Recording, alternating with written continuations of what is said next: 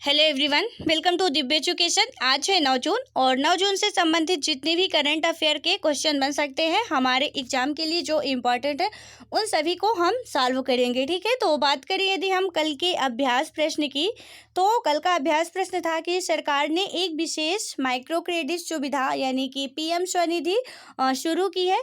इस सुविधा में लक्षित किए गए हैं। ठीक है, तो इस सुविधा में कौन कौन से क्षेत्र लक्षित किए गए हैं, तो इनमें से आपका पहला स्टेटमेंट है कि बेडर या रेहड़ी विक्रेता, दूसरा था कि नाई, कपड़े धोने की दुकान, तीसरा था ग्रामीण किराना दुकानें। ठीक है, तो इसमें से पहला ऑप्शन था केवल एक, बी में था 1 और 2, सी में था 1 और 3 तथा डी में था 1, 2 और 3। तो इसका राइट आंसर हो जाएगा 1 और 2। ठीक है, मतलब कि बेडर और रेहड़ी विक्रेता तथा नाई या कपड़े धोने की दुकानें। ठीक है, ग्रामीण किराना दुकान को इसमें नहीं शामिल किया गया है। देन हम इसकी व्याख्या की यदि बात करें तो और डिटेल से समझ में आएगा कि क्या है व्याख्या में, कि सरकार ने रेहड़ी विक्रेताओं को सस्ते ब्याज पर ऋण प्रदान करने के लिए एक विशेष माइक्रो क्रेडिट सुविधा यानी कि प्रधानमंत्री स्ट्रीट बिल्डर्स आत्मनिर्भर निधि यानी कि पीएम स्वनिधि शुरू की है। योजना के तहत 10,000 रुपये तक की कार्यशील पूंजी ऋण का लाभ दिया गया है, जिसे 1 वर्ष तक चुकाया जा सकता है। ठीक है, 1 वर्ष के अंदर आप उसको चुका सकते हो। देन उसके बाद है कि विभिन्न क्षेत्रों संदर्भों में वेडर, हाकर, ठेले और रेहड़ी वाले सहित 50 लाख से अधिक लोगों को इस योजना से लाभ मिलने की संभावना है। सेवाओं में नाई की दुकानें, मोची, पान की दुकानें व कपड़े धोने की दुकानों को शामिल किया गया है। ठीक है, बात करें आज का जो हमारा नेक्स्ट क्वेश्चन की, जो आज का पहला क्वेश्चन है, तो किस राज्य सरकार ने कांत कवि लक्ष्मीकांत महापात्र के द्वारा रचित वंदे उत्कल जननी संगीत गान को 110 साल बाद राज्य गीत की मान्यता दी है? पहला है बिहार, दूसरा है पंजाब, तीसरा है उड़ीसा और चौथा है झारखंड। ठीक है, तो इसका राइट आंसर हो जाएगा उड़ीसा। इसकी व्याख्या की यदि हम बात करें तो मुख्यमंत्री नवीन पटनायक की अध्यक्षता में आयोजित, उड़ीसा के मुख्यमंत्री नवीन पटनायक जी है। ठीक है, ये बात भी आप याद रखना। तो क्या बात की गई है कि मुख्यमंत्री नवीन पटनायक की अध्यक्षता में आयोजित कैबिनेट ने इस गीत को सरकारी मान्यता देने के प्रस्ताव पर अपनी मुहर लगा दी है। विधानसभा में विधिवत विधेयक आने के बाद यह गीत राज्य की सरकारी गीत बन जाएगा। मुख्यमंत्री नवीन पटनायक के आह्वान पर कोरोना योद्धाओं के सम्मान में पिछले 30 मई शाम 5:30 बजे वंदे उत्कल जननी गान उड़ीसा के साथ देश विदेश में रहने वाले उड़िया लोगों ने गाया था। गौरतलब है कि साल 1910 में कांत कवि लक्ष्मीकांत महापात्र के द्वारा रचित वंदे उत्कल जननी गीत को पहली बार साल 1912 में बालेश्वर में आयोजित उत्कल सम्मेलन में गाया गया था। ठीक है, नेक्स्ट क्वेश्चन की बात करें तो विश्व चैंपियनशिप में स्वर्ण पदक जीतने वाले अमेरिका के किस पहले पुरुष जिम्नास्ट का हाल ही में निधन हो गया है? तो ए में है कि कुर्ट थॉमस, बी में है जेड कारे और सी में है विताली सेर्बो और डी में है इनमें से कोई नहीं।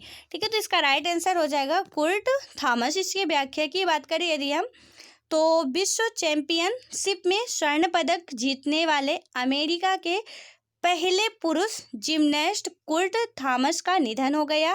वे 64 साल के थे। थॉमस ने साल 1976 के मॉन्ट्रियल ओलंपिक में भाग लेने के बाद साल 1978 में फ्रांस के स्ट्रासबोर्ग में खेली गई विश्व चैंपियनशिप में फ्लोर एक्सरसाइज में स्वर्ण पदक जीता था।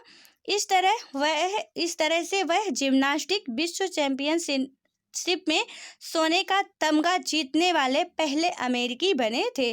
ठीक है, नेक्स्ट क्वेश्चन की बात करें तो विश्व महासागर दिवस निम्न में से किस दिन मनाया जाता है? तो ए में है 15 अप्रैल, बी में है 20 मार्च और सी में है 10 जनवरी और डी में है 8 जून। तो इसका राइट आंसर हो जाएगा 8 जून। ठीक है, इसकी व्याख्या की यदि हम बात करें तो विश्व महासागर दिवस प्रतिवर्ष 8 जून को मनाया जाता है। समुद्र की महत्वपूर्ण भूमिका के प्रति जागरूकता बढ़ाने के लिए इस दिवस की शुरुआत वर्ष 1992 में की गई थी। विश्व सागर दिवस मनाने का प्रमुख कारण विश्व में महासागरों के महत्व और उनकी वजह से आने वाली चुनौतियों के बारे में विश्व में जागरूकता पैदा करना है। इसके अलावा महासागर से जुड़े पहलुओं जैसे कि खाद्य सुरक्षा, जैव विविधता, पारिस्थितिक संतुलन और सामुद्रिक संसाधनों के अंधाधुंध उपयोग, जलवायु परिवर्तन आदि पर प्रकाश डालना है। ठीक है, नेक्स्ट क्वेश्चन की यदि हम बात करें तो हाल ही में कर्नाटक के किस स्टेशन पर दुनिया का सबसे बड़ा प्लेटफॉर्म बनाया जा रहा है? तो ए में है हुबली स्टेशन, बी में है मैसूर स्टेशन, सी में है बल्लारी स्टेशन, डी में है बेलगावी स्टेशन। ठीक है, तो इसका राइट आंसर हो जाएगा हुबली स्टेशन। इसके यदि हम व्याख्या की बात करें तो कर्नाटक के हुबली स्टेशन पर दुनिया का सबसे बड़ा प्लेटफॉर्म बनाया जा रहा है। अभी भारत और दुनिया का सबसे बड़ा प्लेटफॉर्म गोरखपुर रेलवे स्टेशन का है। हुबली दक्षिण पश्चिम रेलवे यानी कि SWR जोन का मुख्यालय है। SWR के प्रवक्ता ने कहा कि प्लेटफॉर्म नंबर एक की लंबाई 550 मीटर से बढ़ाकर 1400 मीटर की जाएगी। यह प्लेटफॉर्म 10 मीटर चौड़ा होगा। वर्तमान में दुनिया का सबसे लंबा यानी कि 1366 मीटर का प्लेटफॉर्म गोरखपुर में है। ठीक है, ये विश्व का सबसे लंबा प्लेटफॉर्म है। कितना था? 1366 किलोमीटर। लेकिन अब जो हुबली स्टेशन बन रहा है वो उसकी कितनी लंबाई होगी? तो 1400 मीटर होगी। ठीक है, देन नेक्स्ट क्वेश्चन की बात करें तो फोर्ब्स की तरफ से जारी की गई सबसे ज़्यादा कमाने वाले सेलिब्रिटीज की लिस्ट में किस एकमात्र भारतीय अभिनेता को 364 करोड़ रुपए कमाई के साथ 52वां स्थान प्राप्त हुआ है? ठीक है, तो इसमें पहला है अजय देवगन, बी में है राज बब्बर, सी में है अक्षय कुमार और डी में है शत्रुघ्न सिन्हा। तो इसका राइट आंसर हो जाएगा अक्षय कुमार। इसकी व्याख्या की बात करें तो फोर्ब्स की 2020 की सबसे ज़्यादा कमाने वाले सेलिब्रिटीज की लिस्ट में अक्षय कुमार एक मात्र भारतीय सेलिब्रिटी है जिन्होंने अपनी जगह बनाई है। अक्षय कुमार ने इस सूची में हॉलीवुड एक्टर्स बिल स्मिथ और जेनिफर लोपेज जैसे दिग्गजों को पीछे छोड़ दिया है। जून 2019 से मई 2020 के बीच अक्षय कुमार की कुल कमाई 48.5 मिलियन डॉलर्स यानी कि लगभग 365 करोड़ रुपए आंकी गई है। अक्षय कुमार लिस्ट में 52वीं पोजीशन पर हैं। ठीक है, नेक्स्ट क्वेश्चन की बात करें तो कन्नड़ फिल्मों के किस प्रसिद्ध अभिनेता का हृदय गति रुकने से बेंगलुरु के एक निजी अस्पताल में 39 साल के उम्र में निधन हो गया है? ठीक है, तो इसमें पहला है कि चिरंजीवी सरजा, दूसरा है अर्जुन सरजा, तीसरा है शिव राजकुमार और चौथा है प्रकाश राज। ठीक है, तो इसका राइट आंसर हो जाएगा चिरंजीवी सरजा। ठीक है, तो इसकी व्याख्या की यदि हम बात करें तो कन्नड़ के एक्टर चिरंजीवी सरजा का हाल ही में निधन हो गया है। चिरंजीवी सरजा 39 वर्ष के थे और चिरंजीवी सरजा कन्नड़ फिल्मों के फेमस एक्टर थे। वह एक फिल्मी परिवार से आते हैं। वे एक्टर ध्रुव सरजा के बड़े भाई थे और साउथ के एक्शन किंग कहे जाने वाले अर्जुन सरजा उनके चाचा हैं। ठीक है, चिरंजीवी ने साल 2009 में कन्नड़ फिल्म वायुपुत्र से डेब्यू किया था और अपने करियर में उन्होंने कुल 22 कन्नड़ फिल्मों में काम किया है। राइट, सो नेक्स्ट क्वेश्चन की बात करें तो हाल ही में संयुक्त राष्ट्र ने किस युद्धग्रस्त देश में दी जाने वाली सहायता राशि में कटौती करने का निर्णय लिया है? तो पहला है यमन, दूसरा है सूडान, तीसरा है ईरान, चौथा है इराक। तो इसका राइट आंसर हो जाएगा यमन।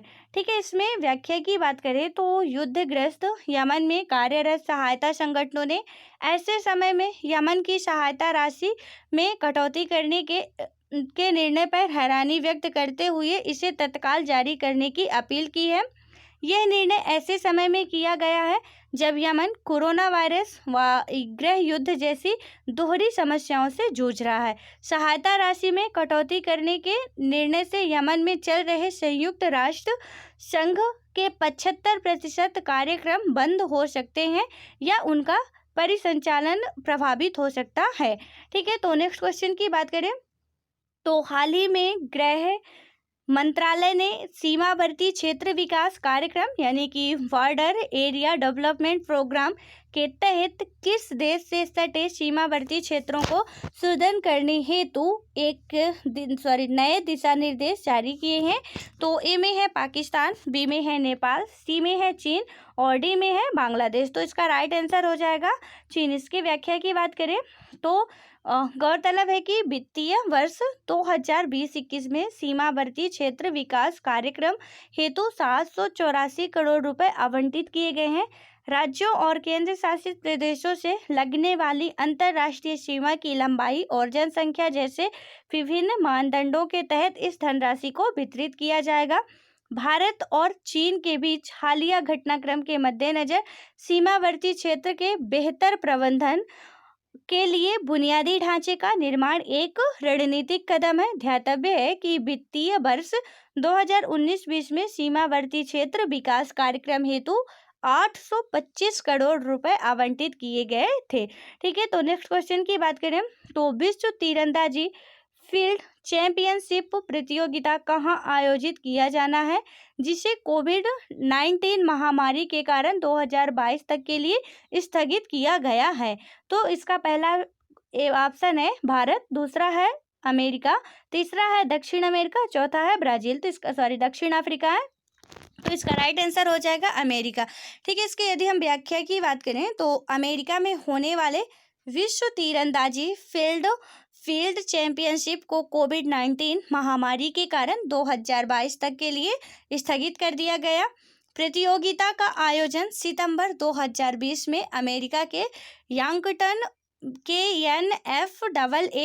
NFAA तीरंदाजी केंद्र में होना था। यह तीरंदाजी सुविधा का सबसे बड़ा केंद्र है। ठीक है, तो नेक्स्ट क्वेश्चन की बात करें तो विश्व खाद्य सुरक्षा दिवस मनाया जाता है। ए में है 2 जून, बी में है 5 जून, सी में है 7 जून और डी में है 8 जून। तो इसका राइट आंसर होगा 7 जून। ठीक है, इसकी व्याख्या की बात करें तो प्रत्येक वर्ष 7 जून को पूरे विश्व में प्रथम विश्व खाद्य सुरक्षा दिवस यानी कि वर्ल्ड फूड सेफ्टी डे मनाया जाता है। यह दिवस खाद्य सुरक्षा, मानव स्वास्थ्य, आर्थिक समृद्धि, कृषि, बाजार पहुंच, पर्यटन और सतत विकास में योगदान की ओर ध्यान आकर्षित करने और कार्यवाही के लिए प्रेरित करने के लिए मनाया जाता है। ठीक है, तो नेक्स्ट क्वेश्चन की बात करें जो कि आज का हमारा अभ्यास प्रश्न है। तो इसमें क्या बात की गई कि एशियाई फुटबॉल परिसंघ यानी कि AFC ने 2022 महिला एशियाई cup AFC women's Asian cup की मेजबानी का अधिकार दिया है। तो ए में है भारत को, बी में है जापान को, सी में है मलेशिया को और डी में है थाईलैंड को। ठीक है, तो इसका राइट आंसर आप लोगों को देना है। जो भी इसके पहले के नेक्स्ट वीडियो देखा होगा तो वो इसका बिल्कुल राइट आंसर दे लेगा। सो आई होप आप सभी इसका बिल्कुल राइट आंसर देंगे। तब तक के लिए बाय बाय, मिलते हैं नेक्स्ट वीडियो में।